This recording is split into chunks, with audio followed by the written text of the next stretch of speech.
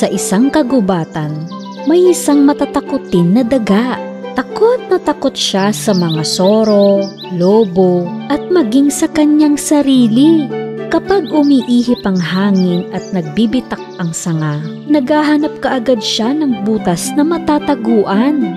Dahil dito, pinagtatawanan siya ng mga hayop. Grabe naman ang pagkamatatakutin mo. Maski sa hangin, natatakot ka? Takot na takot siya. Takot na takot siya. Takot na takot siya. Isang araw, lakas loob na lumapit ang daga sa hari ng kagubatan, ang leon. Katatapos lang kumain ng leon ng pananghalian at nakatulog siya sa harap ng yungib. Nag-uusyoso ang lahat ng mga kaibigan ng daga kung ano kaya ang plano nito. Sinimulang akyatin ng daga ang buntot ng leon. Tapos ay pumunta siya sa likod ng leon. Tumindig siya at ipinakitang may kumpiyansa siya sa sarili. Bagaman takot na takot siya, ginagawa niya ang lahat upang magpakita ng katapangan. Sa sandaling yun, nagising ang leon. At sa pagpagpag ng kanyang balahibo, nahulog ang daga. Nagkatinginan ang daga at leon. Nag-alala ang mga hayop na nakamasid.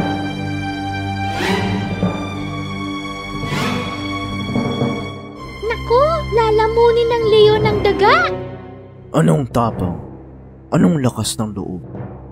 Anong ginagawa mo sa likuran ko? Hari ng kagubatan. Wag mo po akong kainin. Ako ang pinakatakot at pinakamahina sa lahat. Buong buhay ko ay lagi ako nanginginig sa takot. Maging sa nahuhulog na dahon ay natatakot ako. Sawa na ako sa ganito. Gusto kong mawala itong takot ko. Ikaw ang hari ng gubat. Kinatatakutan na mahayop ang ungal mo. Maaari mo ba akong ilagay sa iyong pangangalaga? Tahimik na nakinig ang leon sa daga. Nais marinig ng daga kung ano ang magiging sagot ng leon.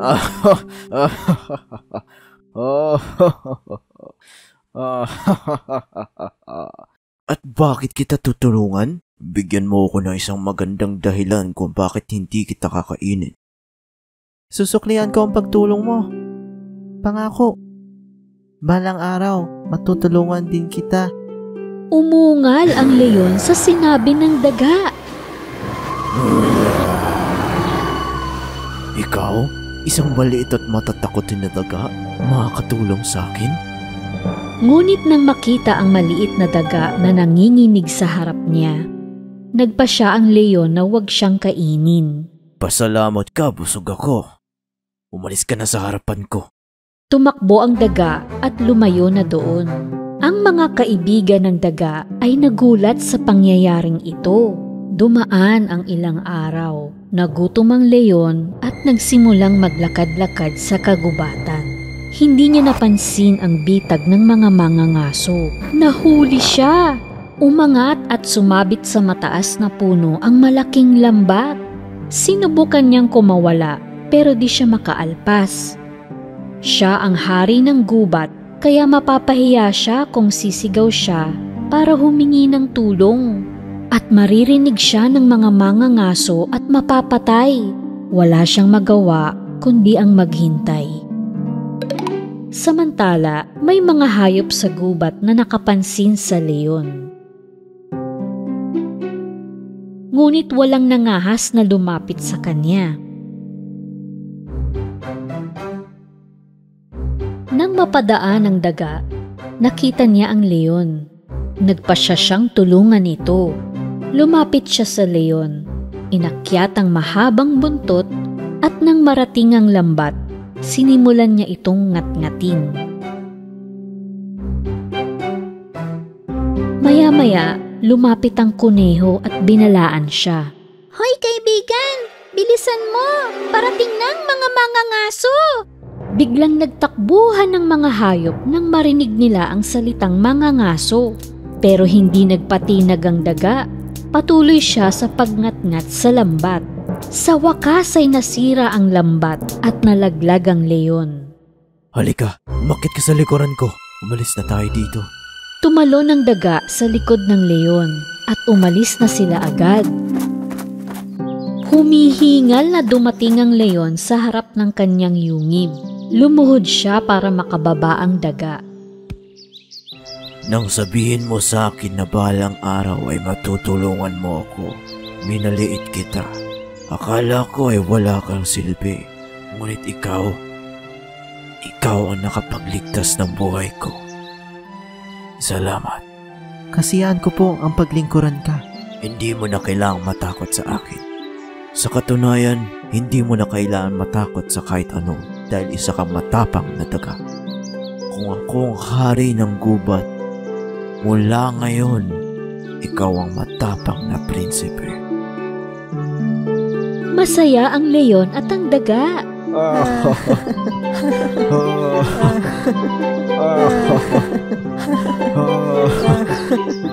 Lumabas ang mga hayop na nakakita sa nangyari at pinalakpakan ng matapang na daga.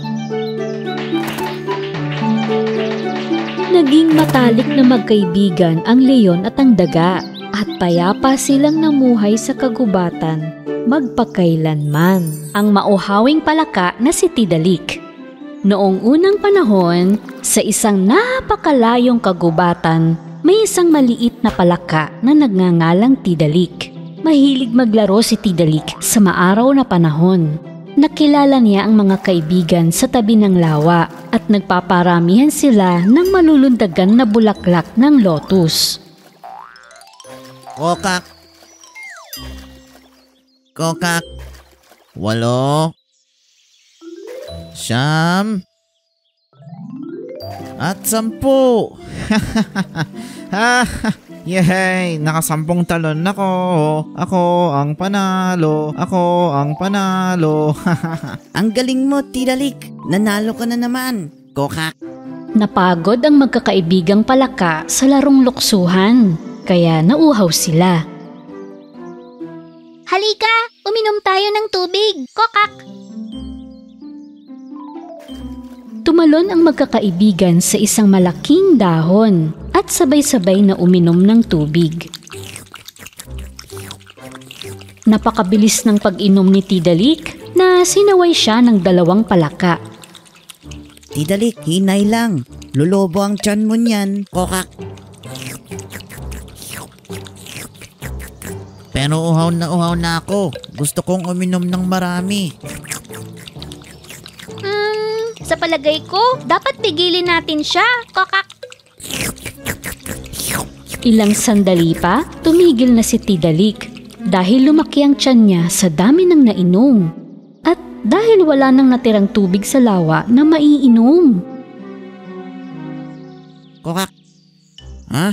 Maraming tubig dito kanina lang Saan yun napunta? Kokak, kokak. Ininom mo ng lahat, Tidalik. Kokak!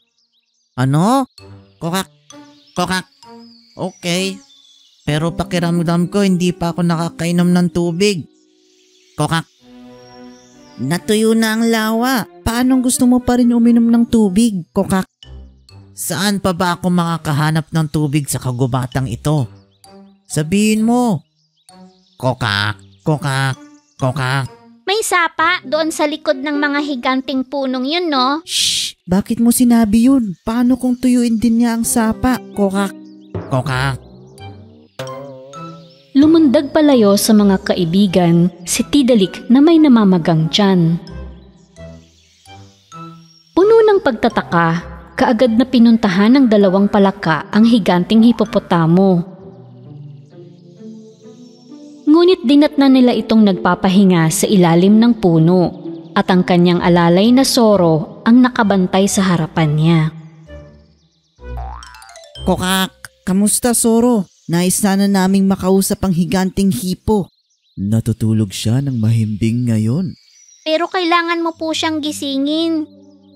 Ano ba ang sasabihin nyo na mas mahalaga sa pagtulog niya, mga palaka? Kokak, wala nang oras. Bilisan mo. Kokak, kokak. Dahil kung hindi, mauubos ang tubig nating pang-inom at pangligo. Kokak. Nang makita ng Soro ang takot at pagmamadali ng palaka, ginising niya ang higanting hipo. Dinilat ng hipo ang mga mata niya at yumuko sa dalawang palaka. Kinwento ng mga palaka kung ano ang nangyari. At pagkatapos ay tumalon sila sa ulo ng higanting hipo. Hahanapin nila si Tidalik. Kung maubusan tayong lahat ng tubig, ito ay magiging sakuna para sa mga hayop. Samantala, narating ng empatsyong si Tidalik ang sapa. Ayan, may tubig. Masarap na tubig. Kokak.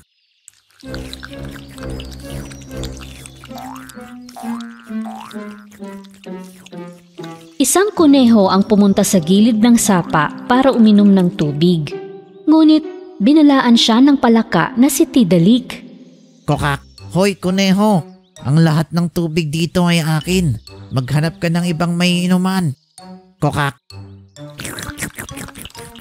Pero wala nang ibang maiinuman sa paligid, maski ang lawa ay natuyo. Ininom ng palaka ang lahat ng tubig sa sapa. Binaliwala niya ang sinabi ng kuneho. Ngayon ay mas malaki na ang tiyan niya. Saan pa kaya ako makakahanap ng tubig? Nanlaki ang mga mata ng kuneho sa pagkagulat. Naubos mo ang tubig ng sapa bago pa man ako makahigop. Tapos kulang pa yun sa'yo? Siyempre. Kokak, ininom ko ang lawa tapos ang sapa. Iinumin ko ang lahat ng tubig.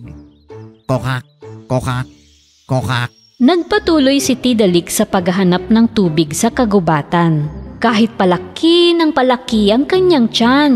Kung saan man siya nakakakita ng tubig, iniinom niya ito. Nagulat ang mga hayop sa kagubatan nang makita nila ang natuyong lawa at sapa na walang dumadaloy. Maski ang kwago ay hindi makahanap ng tubig o ang gasel. Sa wakas ay nakita ng higanting hipo at mga palaka ang malungkot na kuneho na nakatayo sa gilid ng natuyot na sapa. Kuneho, may nakita ka bang palaka na sakim sa tubig? Oo, doon siya nagpunta. Maski ang naipon na ulan sa lupa ay iniinom niya. Nagmamadaling sinundan ng higanting hipo ang dinaanan ni Tidalik at kasunod nila ang mga hayop sa kagubatan. Iinumin na sana ni Tidalik ang huling tubig na natagpuan niya nang humarap sa kanya ang hipo at ang mga nauuhaw na hayop. Tidalik, ininom mo na ang lahat ng tubig sa kagubatan at wala kang tinira para sa amin. Dapat maibalik ang tubig ng lawa. Totoo ang sinabi ng mga kaibigan mo. Ang isang malaking hipo na tulad ko at ang maliit na ibon, nangangailangan din kami ng tubig, Tidalik. Ang mga halaman at puno rin, pati mga insekto. Buksan mo ang bibig mo at ibalik ang tubig na inipon mo sa tiyan mo. Kahit nagmakaawa kay Tidalik ang mga hayop sa kagubatan, ayaw niyang ibalik ang naipong tubig sa tiyan niya. Anong gagawin natin? Kung mapapatawa natin siya, baka hindi niya mapigilan at mailabas din niya ang lahat ng tubig. Oo, magandang ideya. Mahilig tumawa si Tidalik. Kumuha ang kuneho ng sombrero at sinimulang aliwin ang palaka.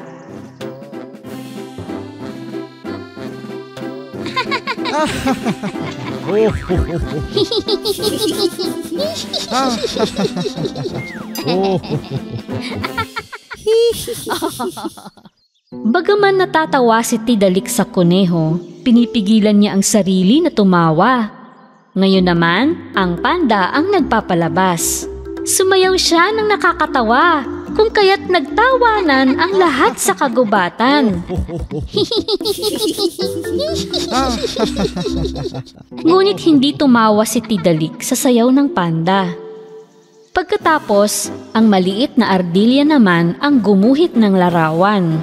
Nasasabik na inabangan nila kung ano yun. Nagtawanan ng lahat nang ipakita ng ardilya ang larawang ginuhit niya. Ngunit hindi si Tidalik.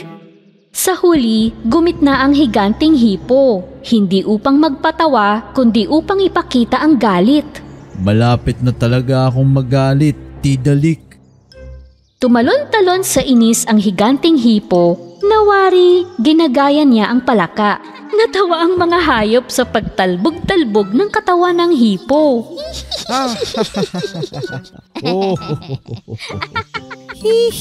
Sa wakas, hindi na nakatiis si Tidalik at natatawa na rin siya sa pinaggagagawa ng hipo.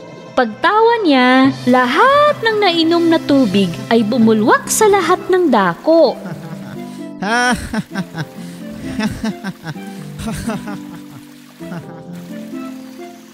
Bumalik ang lawa sa orihinal nitong estado.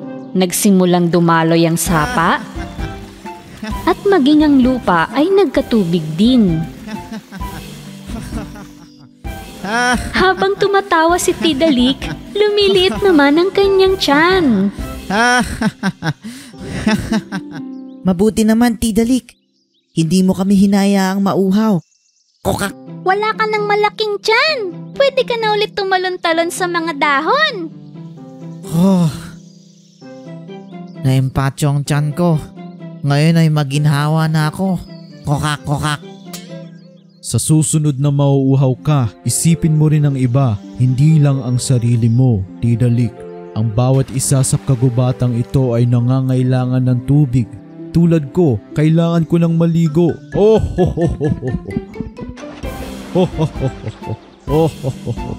Tama nga kayo mga kaibigan ko. Kokak. Masayang-masaya silang lahat na nagkaroon na uli ng tubig. Dahil ang tubig ang pinakamahalagang bahagi ng kagubatan. Noong unang panahon, may isang magsasaka na may alagang asno. Ang asno na ito ay nagsilbi ng napakahabang panahon. Sa kanya ikinakarga ang mga sako ng harina at trigo. Ngunit sa pagdaan ng mga taon, tumanda na ang asno at nagsimulang manghina. Alam ng asno na nawala na ang kanyang kakayahang magtrabaho sa bukid. Kaya isang umaga, naisip niyang umalis at magsimula ng isang mahabang paglalakbay. Wala na akong lakas. Pero mayroon pa rin ako magandang boses. Punta kaya ako sa Bremen at maging manganganta. Sa daan ay may nakita siyang isang aso na nakahiga sa kalsada. Anong ginagawa mo at nakahilata ka ng ganyan? Ako ay alaga ng mga ngaso, pero sa pagtanda ko, di na ako kasing bilis ng dati. Hindi na ako sinasama ng amo ko. Kung ganon, sumama ka sa akin. Pupunta ako sa Bremen para maging musikero. Magbuo tayo ng banda. Ako ang magigitara at ikaw ang magtatambol. Nagustuhan ng aso ang alok ng asno, kaya sumama siya. Di nagtagal ay natanaw nila ang isang pusa sa bubong ng isang bahay. Mukhang malungkot ang pusa. Kaibigang pusa, malungkot ka yata. Anong nangyari sa'yo? Matanda na kasi ako. Wala na akong lakas na maghabol ng mga daga. Saka naubos na rin ang matatalas kong ngipin. Sa kakahiga ko na parang tamad, minaalis tuloy ako ng may-ari ng bahay. Kung ganon, dapat ka ring sumama sa amin. Sa inyo? At saan naman tayo pupunta? Sa Bremen, bubuo kami ng banda at magiging mga awit. Di ba mahilig sa musika ang mga pusa? Pwede kang tumugtog ng harmonika. Nagustuhan ng pusa ang alok, kaya sumali siya sa banda. Sa pagdaan ng tatlo sa harap ng isang bukid, nakita nila ang isang tandang na tumitilaok sa ibabaw ng bakod.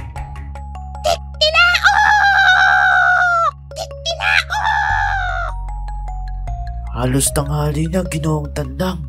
Bakit tumitilaok ka pa rin? Bukas ay linggo. May mga bisita ang aking mag-asawang amo tuwing linggo. Pinaplano nila akong ipakain sa mga bisita. Titilao! Bakit nandito ka pa? Bakit hindi ka tumakas? Saan naman ako pupunta? Ngayon na ang huling araw ko. Kaya titilaok na lang ako hanggang sa wakas. Titilao! Meow! Titilao! Okay.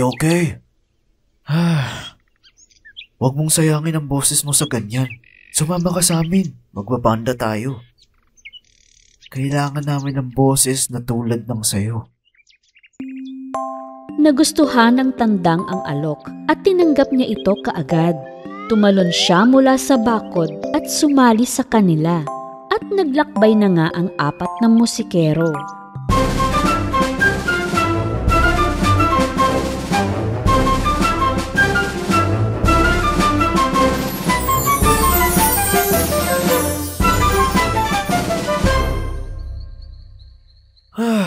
Dito tayo sa gubat magpapalipas ng gabi. Magpahinga na tayo. Bukas ulit.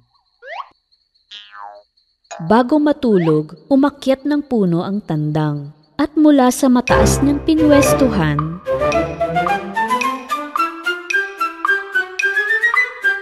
may nakikita akong ilaw sa banda doon. Malamang may bahay doon. Tara, puntahan natin yun. Hindi ako sanay matulog sa isang madilim na gubat tulad nito. Oo nga, sana makahanap ako doon ng buto na makakain. Sumang-ayon ang lahat at naglakad na patungo sa kung saan nagmula ang ilaw. Sa wakas, narating nila ang isang bahay. Bilang pinakamataas sa kanila, lumapit ang asno sa bintana at sumilip. Anong nakikita mo sa loob? Anong nakikita ko? Teka, may nakikita akong isang hapagkainan. Talaga? Napakaraming pagkain at inumin sa mesa. Naglalaway na ako. Tara, pasok tayo sa loob. Teka, hindi pa ako tapos. At may 4 na armadong magnanakaw na kumakain at nagiinuman. Nang marinig ang salitang magnanakaw, lahat sila ay nasiraan ng loob. Kailangan ba nila maging mga kawatan? Gutom na ako. Wala na tayong magagawa. Bumalik na tayo sa gubat. Meow! Sana may paraan para takutin at paalisin ang mga kawatan na yan. Teka lang, may naisip ako magandang plano. Makinig kayo mabuti sa akin. Ganito ang gagawin natin. Tapos, hindi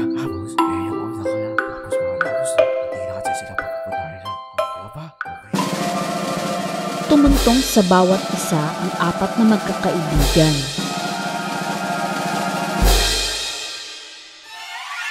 Pagkatapos, sa hudyat ng asno, lahat sila ay nagsimulang kumanta.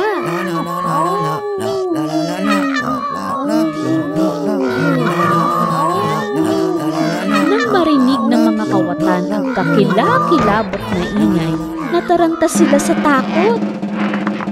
Sinugod ng asno ang bintana at nabasag ito sa kanyang paglagapak. Ano to? Takbo! Takbo! Tulong! Dali! Tumakas na tayo! Sa taranta ay naiwan ng mga kawatan ang sandata nila nang kumari pa sila ng takbo patungo sa kakahuyan. Tuwang-tuwa ang mga pilyang magkakaibigan na naisagawa nila ang plano.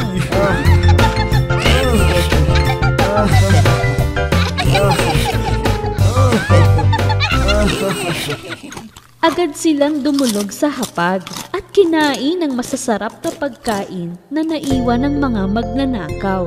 Pagkakain ay naghanap sila ng komportableng matutulugan dahil napagod sila ng husto. Pinatay nila ang ilaw bago sila natulog. Pasado hating gabi na. Bumalik ang mga magnanakaw upang tingnan kung wala ng ilaw sa bahay. Papupuntahin nila ang isa sa kanila upang suriin ang bahay. Napansin ng magnanakaw na tahimik ang bahay. Nais niyang buhayin ang lampara. Pagsindi niya ng posporo, tumalon sa kanya ang pusa at kinalmot siya sa mukha. Kinagat naman ng aso ang kanyang binti. Nagising ang tandang sa lahat ng ingay, kaya napatilaok siya ng malakas. At nang magkaroon ng pagkakataon na makalabas ng pinto, isang malakas na sipa ng asno ang sumalubong sa kanya. Dala ng napakasakit na karanasan, patakbo niyang binalikan ang mga kasama. Doon sa bahay, hindi lang isa kundi 4 na halimaw. Sinalakay nila ako at pinagtulungan. Sa takot ay nagtatakbo silang hindi lumilingon at hindi na kailanman babalik pa sa bahay na iyon. Nagustuhan ng 4 na musikero ang bahay na ito, kaya sinuko na nila ang ideya ng pagpunta sa Bremen.